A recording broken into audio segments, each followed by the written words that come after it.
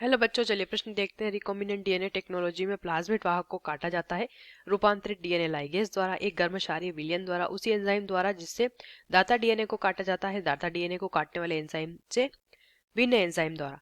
आइए जानते हैं यहाँ पे सबसे पहले हमारे प्रश्न की मुख्य अवधारणा। लिख लेंगे यहाँ पे मुख्य अवधारणा।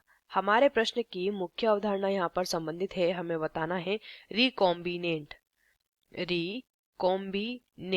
डीएनए तकनीक के विषय में प्रश्न दिया है।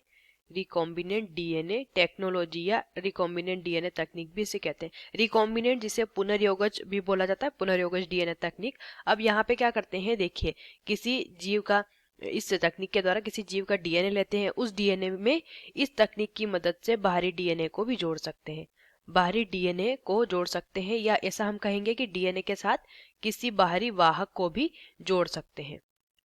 ये जो विधियां होती हैं, इसमें जो तकनीक उपयोग में लाते हैं इस प्रक्रिया में, उसे रिकॉम्बिनेंट डीएनए तकनीक कहते हैं। इसके द्वारा बने डीएनए को पुनर्योगज डीएनए या रिकॉम्बिनेंट डीएनए के नाम से जाना जाता है। अब रिकॉम्बिनेंट डीएनए से जो संबंधित है प्रश्न दिया है कि इसका जो प्लाज्मिड वाहक होता है, जैसे कि हमने डीएनए के एक स्थान पर कट लगाएंगे और उसके बाद उसमें वाहक को जोड़ने के लिए जो वाहक कौन सा है, प्लाज्मिड वाहक, जो प्लाज्मिड वाहक होता है, जिसके द्वारा इस रिकॉम्बिनेंट डीएनए को किसी और कोशिका में प्रवेशित कराते हैं।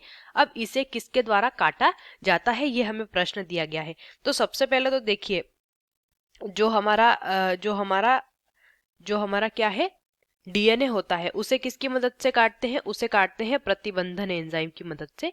इन्हें प्रतिबंधन एंडोन्यूक्लियस भी कहते हैं, प्रतिबंधन एंडोन्यूक्लियस एंजाइम भी बोला जाता है, प्रतिबंधन एंडोन्यूक्लियस एंजाइम, या इन्हें रेस्ट्रिक्शन एंजाइम के नाम से भी जाना जाता है। अब ये जो एंजाइम रहते हैं, ये क्या करते हैं, ये दोनों को, डीएनए और जो वाहक है, इन दोनों को अंदर की तरफ से काटते हैं और उसके बाद चिपचिपे सिरे तैयार होते हैं, जिनकी मदद से इन्हें जोड़ दिया जाता है। अब पहला विकल्प दिया रूपांतरित डीएनए लाइगेज।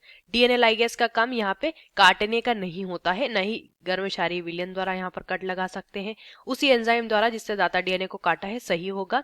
दाता डीएनए को काटने वाले एंजाइम से बिना एंजाइम द्वारा जो है हम नहीं काटेंगे, क्योंकि काटने के लिए हम क्या कर रहे हैं, प्रतिबंधन एंजाइम का प्रयोग कर रहे हैं, जिसमें हम रिकॉम्बिनेंट डीएनए बना रहे हैं, तो डीएनए को भी काट सकते हैं और वाहक को भी। तो विकल्प सी हमारे प्रश्न का सही उत्तर हो जाता है। आशा करते हैं आपको इस प्रश्न का उत्तर समझ आया होगा। धन्यवाद।